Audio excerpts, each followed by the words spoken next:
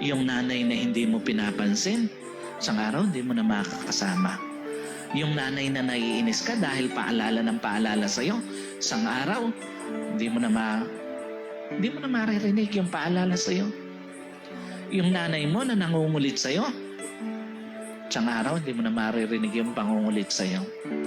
Kaya nga napakapalad ng mga anak na ngayon may mga nanay pa nakasama. May mga nanay pa na bagamat hindi nila maintindihan, pero alam nila nandoon para sa kanila.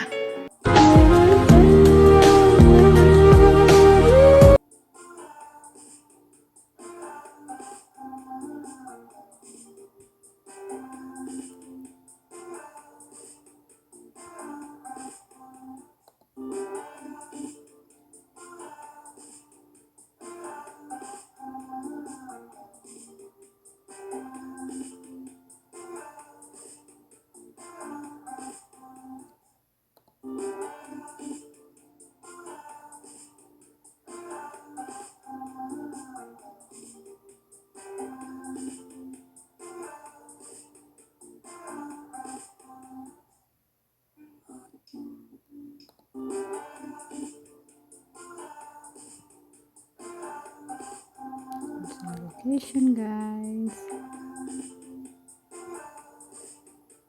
to my son.